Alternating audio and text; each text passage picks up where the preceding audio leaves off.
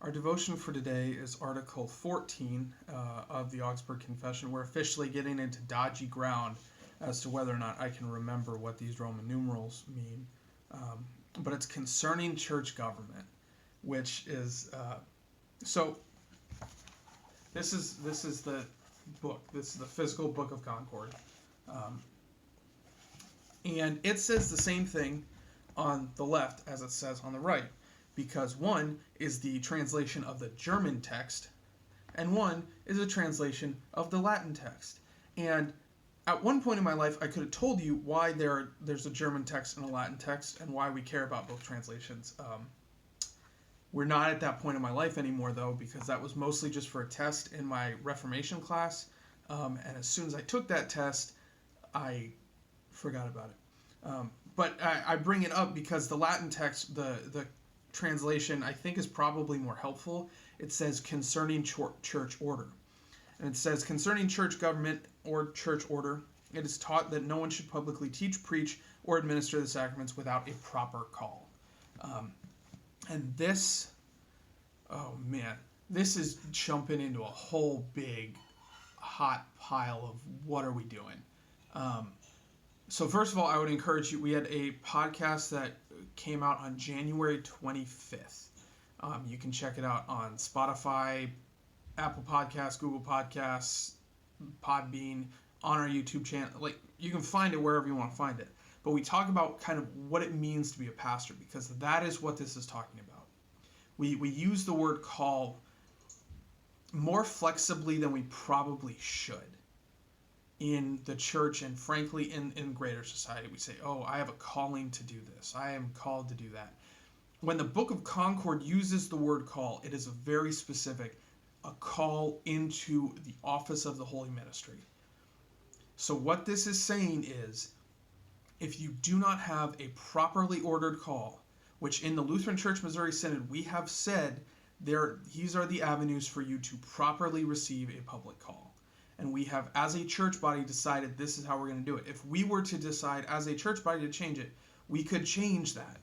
But for now, you have, and there might be more options, but these are the ones I'm aware of. You can go through the residential route at the seminary. You can go through the SMP program. You can go through the CMC program. Or I believe you can still be colloquized. Not 100% sure on that. I already have my ordination, so it doesn't really matter a ton to me. But if you do not have that, if you are not ordained, what this is saying is you should not preach, teach. When we say teach, we generally mean in the sermon setting, or administer the sacraments. So if we are being faithful to the Book of Concord, you should not be preaching from a Lutheran pulpit if you are not ordained. The exception we make, and this is church order, we have decided this is an appropriate exception, is for those who are preparing for the pastoral ministry. Because preaching is not something you just wake up one day and you are good at it.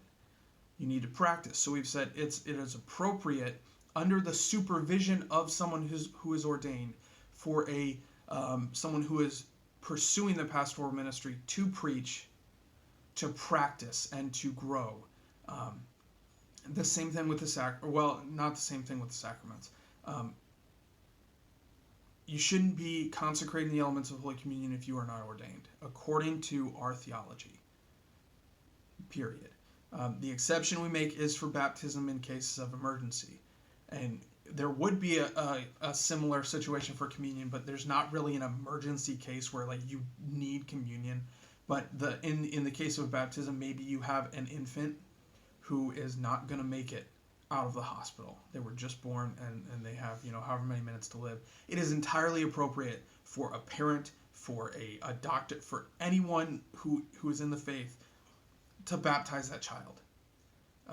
All we kind of ask as a church body is you then pass that information along to your church so that it can be recorded. So this is the core of what this is saying is you shouldn't be preaching, you shouldn't be doing sacraments if you're not ordained.